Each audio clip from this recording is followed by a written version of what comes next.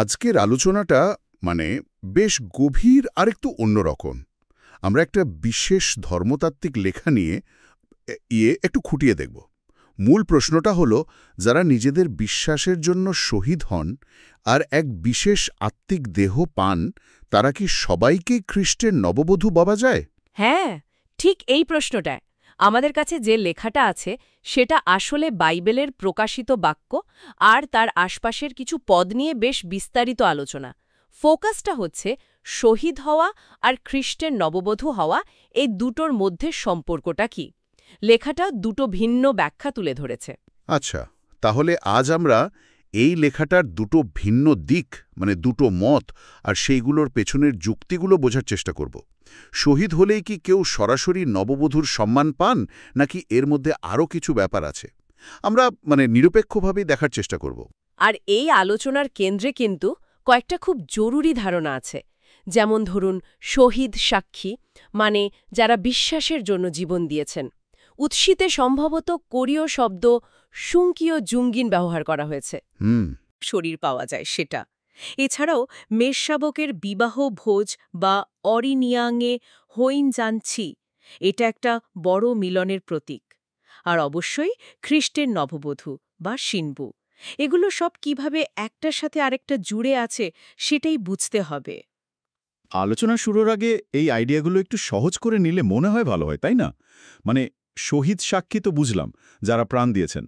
আত্মিক দেহ মানে তাদের পুনরুত্থিত রূপ। হ্যাঁ, এই উৎসতার মতে শহীদরা একটা বিশেষ পুনরুত্থান পান, যাকে প্রথম পুনরুত্থান বলা হচ্ছে। আর তারা একটা খুব মহিমাময় আত্মিক দেহ লাভ করেন। মেষশাবকের বিবাহভোজ হল খ্রিস্টের সঙ্গে তার বিশ্বস্ত অনুসারীদের শেষ মিলনের একটা উদযাপন। আর নববধূ হলেন খ্রিস্টের সবচেয়ে আপনজন, সবচেয়ে কাছের সঙ্গী, যা অনেক সময় চার্চ বা বিশ্বাসীদের দলকেও বোঝায়। এই লেখাটার মূল প্রশ্নটাই হল, শহীদদের মধ্যে সবাই কি এই নববধূর ভূমিকায় থাকেন, নাকি তাদের মধ্যেও একটা মর্যাদার পার্থক্য থাকে? ও আচ্ছা, আর ওই যে পোশাকের কথা বলছিলেন, শুভ্র বস্ত্র, মশিনার বস্ত্র, এগুলোর মানে কি এখানে? এই লেখাটার একটা গোড়ার কথাই হল, এই বিশেষ পোশাকগুলো, যেমন শুভ্র বস্ত্র বা হুইনাউথ, বা ধরুন মশিনার বস্ত্র বা সেমাপো, এগুলো শুধু কাপড় নয়, এগুলো আসলে ওই পুনরুত্থিত আত্মিক দেহটাকেই বোঝায় প্রতীকীভাবে। আর এই আলোচনার জন্য উৎসটা ধরে নিচ্ছে যে শুধু শহীদরাই প্রথম পুনরুত্থানে এই দেহটা পান, অন্য বিশ্বাসীদের কথা এখানে আসছে না। বেশ, ভিত্তিটা পরিষ্কার হলো। তাহলে এবার ওই দুটো ভিন্ন মতে আসি। প্রথম মতটা কি বলছে, শহীদ আর নববধূ কি একই? দেখুন, প্রথম মতটা বলছে না, শহীদ সাক্ষী হওয়া মানেই নববধূ হওয়া নয়। মানে শহীদ হলেই যে কেউ নববধূ হবেন তা নয়।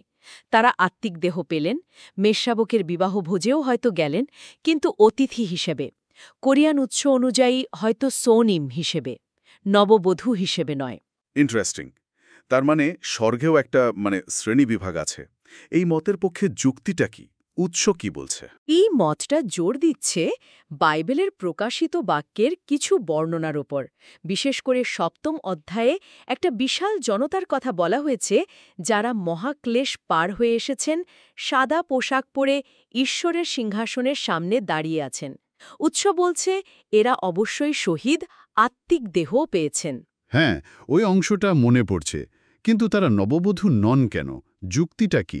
প্রথম মতটা বলছে ওই বিশাল জনতা যে শুভ্র বস্ত্র পরে আছে, যার জন্য উৎসটা গ্রিক শব্দ লিউকোস টোলে উল্লেখ করেছে, আর প্রকাশিত বাক্য ১৯ অধ্যায়ে নববধূর জন্য যে উজ্জ্বল ও শুদ্ধ মশিনার বস্ত্রের কথা বলা হয়েছে, যার গ্রিক শব্দগুলো হল ল্যাম্প্রোস, কাডারোস, বুসিনোস, এই দুটো এক জিনিস নয়। ওহ, মানে পোশাকের নাম বা বর্ণনাই আলাদা। হ্যাঁ, তাদের মতে এই আলাদা পোশাক আসলে আলাদা মর্যাদার প্রতীক। মশিনার বস্ত্র হল নববধূর বিশেষ সম্মান আর ধার্মিকতার চিহ্ন, আর শুভ্র বস্ত্র হয়তো অন্য সম্মানিত শহীদদের জন্য। তার মানে ব্যাপারটা অনেকটা এরকম যে স্বর্গে পুরস্কার পেলেও সবার পুরস্কার বা সম্মানটা ঠিক একরকম নয়। পোশাকের এই ভিন্নতা কি সেদিকেই ইঙ্গিত করছে? ঠিক তাই। এই দৃষ্টিভঙ্গিটা মনে করে আত্মিক দেহেও মহিমার পার্থক্য বা স্তরভেদ থাকতে পারে। উৎসটিতে কোরীয় শব্দ চাদুং ব্যবহার করা হয়েছে হয়তো, যার বিশ্বস্ততা বা চোংসং যত বেশি হবে তার পুরস্কার বা মহিমাও তত বেশি হবে। এই আইডিয়াটা এখানে কাজে লাগানো হচ্ছে। আচ্ছা। উৎসটা ১ করিন্থীয় ১৫ অধ্যায়ের ওই বিখ্যাত অংশটার কথা মনে করিয়ে দেয়, যেখানে বলা আছে না, স্বর্গীয় আর পার্থিব দেহের মহিমা যেমন আলাদা, সূর্য, চন্দ্র, তারার আলো যেমন ভিন্ন ভিন্ন। হ্যাঁ, মনে পড়েছে। ঠিক সেভাবেই পুনরুত্থিত আত্মিক দেহের মহিমাতেও পার্থক্য থাকতে পারে। এই মত অনুযায়ী পার্থক্যটা শুধু মহিমায় নয়, হয়তো দেহের মূল ধরনেও সামান্য হতে পারে। বোঝা গেল। তাহলে প্রথম মতটা মূলত পোশাকের পার্থক্য আর মহিমার তারতম্য দেখিয়ে শহীদ আর নববধূকে আলাদা করছে। কিন্তু উৎসটায় তো আরেকটা মতও আছে, যেটা বলছে শহীদ মনেই নববধূ। সেই যুক্তিটা কীরকম? হ্যাঁ, দ্বিতীয় মতটা ঠিক এর উল্টো কথা বলছে। এটাও প্রকাশিত বাক্যেরই বিভিন্ন অংশের ওপর ভিত্তি করে তৈরি। এই মত অনুযায়ী প্রথম পুনরুত্থানে যে সব শহীদ সাক্ষী আত্মিক দেহ পান, তারা সকলেই মেষশাবকের নববধূ। কিন্তু আগের যুক্তিতে যে পোশাকের পার্থক্যের কথা এলো, সেটাকে এই মতটা কিভাবে ব্যাখ্যা করছে? তারা কি এটা মানে না? এই দ্বিতীয় মতটা পোশাকের এই যে ভাষাগত পার্থক্য, এটাকে অতটা বড় করে দেখছে না। তাদের কথা হল, বাইবেলের বিভিন্ন জায়গায় যে শুভ্র বস্ত্রের কথা বলা হয়েছে, সেটা শহীদদের দেওয়া হোক প্রকাশিত বাক্য ৬, বা ওই বিশাল জনতার পোশাক হোক প্রকাশিত বাক্য ৭, বা বিজয়ীদের দেওয়া হোক প্রকাশিত বাক্য ৩, আর নববধূর মশিনার বস্ত্রই হোক প্রকাশিত বাক্য ১৯ হোক, এগুলো আসলে একই জিনিসের প্রতীক। কিসের প্রতীক? বিজয় আর পবিত্রতার প্রতীক, যা শহীদরা অর্জন করেছেন আর যার ফলে তারা আত্মিক দেহ পেয়েছেন। শব্দ আলাদা হতে পারে, কিন্তু এগুলো সবই তাদের গৌরবের প্রতীক। আচ্ছা, মানে শব্দ ভিন্ন হলেও মূল ভাবটা একই, যে তারা বিজয়ী, তারা সম্মানিত, তারা পবিত্র। হ্যাঁ, অনেকটা সেরকমই। তারা বিশেষ করে প্রকাশিত বাক্য ৩ অধ্যায়ের কথা তুলে ধরে। সেখানে খুব পরিষ্কার করে বলা আছে যে শুভ্র বস্ত্র তাদেরই দেওয়া হবে যারা বিজয়ী। উৎসটিতে হয়তো কোরীয় ইগিংজা শব্দটা ব্যবহার করা হয়েছে এর জন্য। আর শহীদরা তো অবশ্যই বিজয়ী, তাই না? তারা তো বিশ্বাসের জন্য শেষ পর্যন্ত লড়েছেন। তাহলে যুক্তির ধাপগুলো কি এরকম দাঁড়াচ্ছে? শহীদরা বিজয়ী, বিজয়ীরা শুভ্র বস্ত্র পান, তাদের নাম জীবন পুস্তকে লেখা থাকে, মানে তারা নতুন জেরুসালেমে ঢোকার যোগ্য। আর নতুন জেরুসালেমকে তো প্রায়ই নববধূর প্রতীক বা তার থাকার জায়গা হিসাবে দেখা হয়। তাহলে যারা সেখানে ঢুকছেন, সেই শহীদ বিজয়ীরাই আসলে নববধূ? একদম ঠিক ধরেছেন। যুক্তির লাইনটা ঠিক এটাই। এই মত অনুযায়ী প্রকাশিত বাক্য ৭ অধ্যায়ের সেই বিশাল জনতাও আসলে নতুন জেরুসালেমেরই অংশ। তারা ঈশ্বরের সিংহাসনের সামনে তার সেবা করছে। এটা তো নববধূর খুব কাছের সম্পর্কেরই লক্ষণ।